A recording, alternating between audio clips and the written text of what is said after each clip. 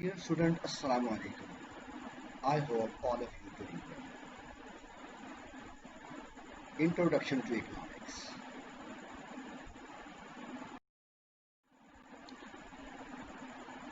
This lecture specially designed for the student of summer student or BBA, BSCS IT students and the BA LLB and other students who take this subject in summer semester. So many students confuse how to solve questions. Either the questions are the short form or the long form. जब मैं definition पूछूं तो इसका मतलब ये short questions है. मैंने एक इंट्रोडक्टरी इसलिए लेक्चर डिज़ाइन कर रहा हूँ ताकि आपको पता चले कि किसका आंसर कैसे लिखना है. तो अगर डेफिनेशन पूछी जाए तो ऑब्वियस बात है कि ये एक शॉर्ट क्वेश्चन है, और अगर एक्सप्लेन कहा जाए तो इसका मतलब है ये लॉन्ग क्वेश्चन है, इसको एक्सप्लेन किया जाए. ठीक है, तो मैं आपके लिए एक दो लेक्चर बनाऊंगा. तो आज मैं पहले लेक्चर्स में सिर्फ डेफिनेशंस वगैरह बता रहा हूँ शॉर्ट क्वेश्चंस पे. After watching this video, you will be able to understand economics, what is economics, what is microeconomics, what is macroeconomics, positive versus normative economics, and factors of productions, production possibility frontier curves. So start करते हैं. What is economics? In this most simple and concise definition, economics is the study of how society uses its limited resources or scarce resources to get the maximum utility. So economics is a social science that deals with the production, distribution and consumption of goods and services.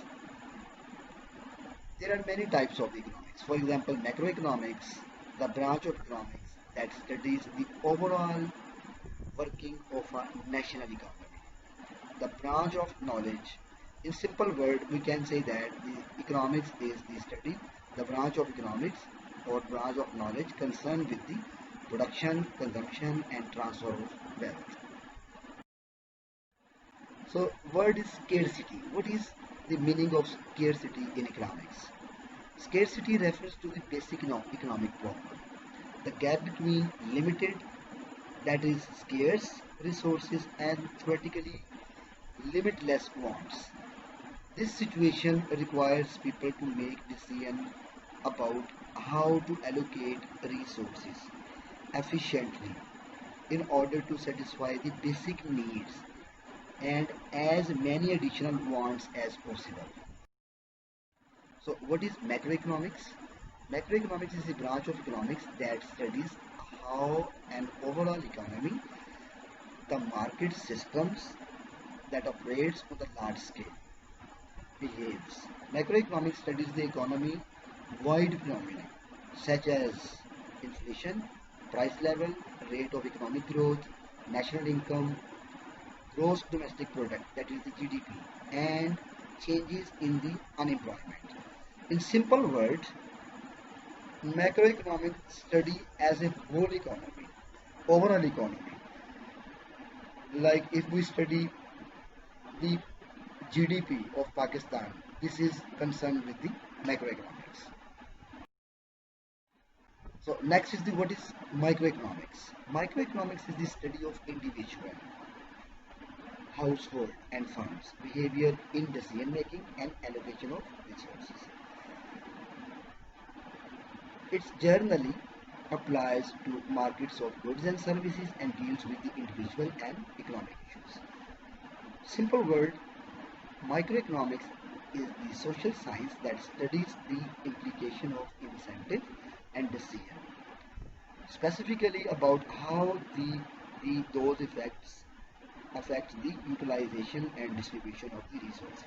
Microeconomics describe the pricing of the products and money, causes of different prices to the different people, how can provide more or less benefit to the producers, consumers and others, and how individuals best coordinate and cooperate. Generally speaking, microeconomics provides a more complete and detailed understanding than macroeconomics. So next is, what is the positive economics? Positive economics uses the objective analysis in the study of economics. Most economists look at what has happened and what is currently happened in a given economy to from their basis of the predictions for the future. This process of investigation is the positive economics. Conversely, a normative economic study will base future prediction on value judgment. In simple word, we can say that positive economics deals with the number. For example, the unemployment is the 14%, poverty is the 25% in the economy. So positive economics deals with the numbers.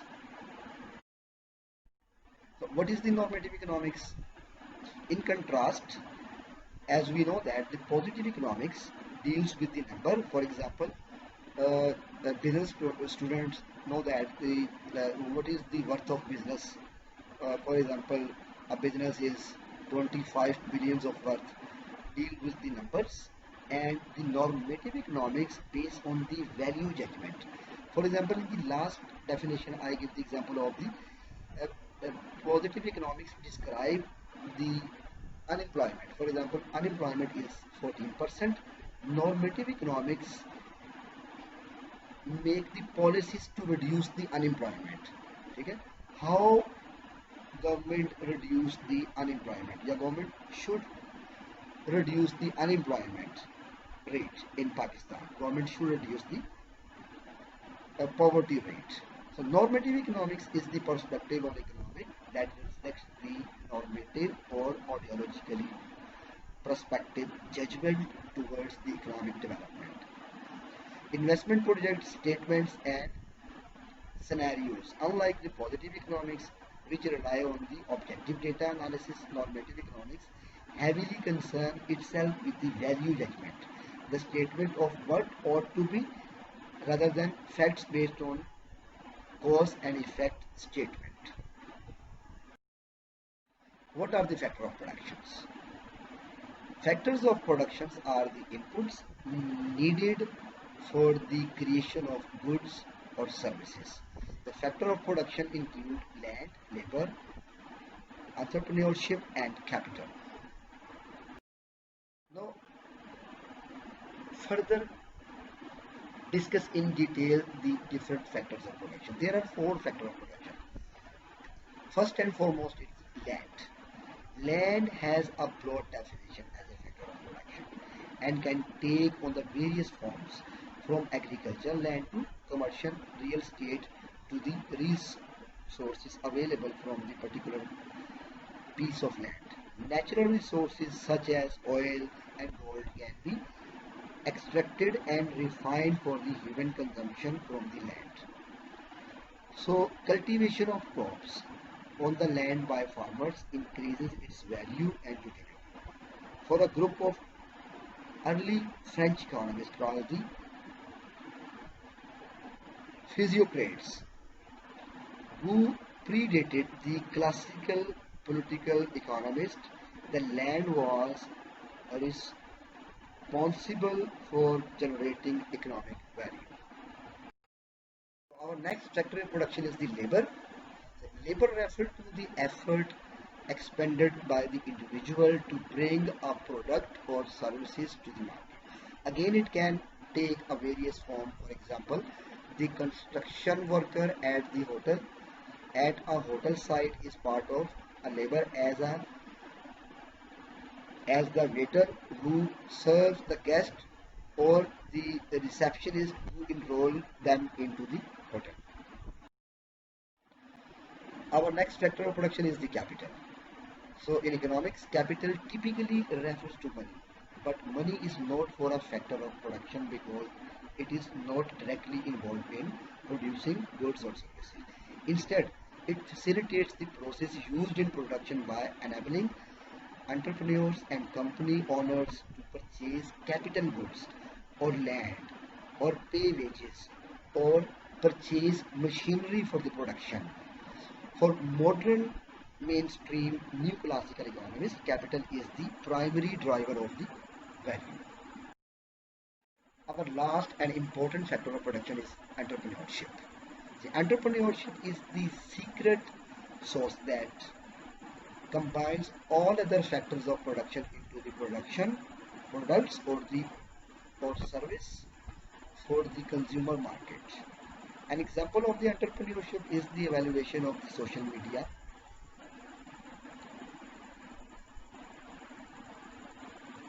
Facebook incorporations, FB. Mark Zuckerberg assumed that the risk for success or the failure of his social media network when began allocating time for his daily schedule towards that activity. At the time, he coded the minimum viable product himself. Zuckerberg's labor was only of the factor of production. Our last definition, which I gave you in the assignment, is the production possibility frontier curve. So the production possibility frontier curve, also known as the production possibilities frontier, is a graph that shows the maximum number of possible units a company can produce if it only produces two products using all of its resources efficiently. The curve measures the trade-off between the producing one goods versus another. For example, say an economy can produce 20,000 oranges and 120,000 apples. On the chart, that point B, if it wants to produce more oranges, it must produce fewer apples. So this is the shape of the production possibility frontier curve. On the vertical axis, we take the apples, and on the x-axis, we take the oranges. Look at the point A. Point A, 0 oranges and 140,000 apples. Okay, and look at the point B. At point B, the economy produce 20,000 oranges. 20,000 oranges. Look at the x-axis. 20,000 oranges and 120,000 apples. It means we forego 20,000 oranges to produce 20,000 apples to produce the 20,000 oranges. This is our opportunity cost. So at point C, look at the point C. Oranges 45,000 and apples, point C, 85,000. Look at the point D. At point D, 40,000 oranges and there is no apple, 0 apples. Now look at the point E, F, E and F. Look at the point F. What is meant by the point F?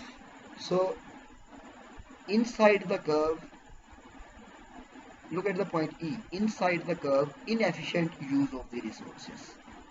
Okay, and point F, outside the curve, impossible with the current resources. Thank you for your patience.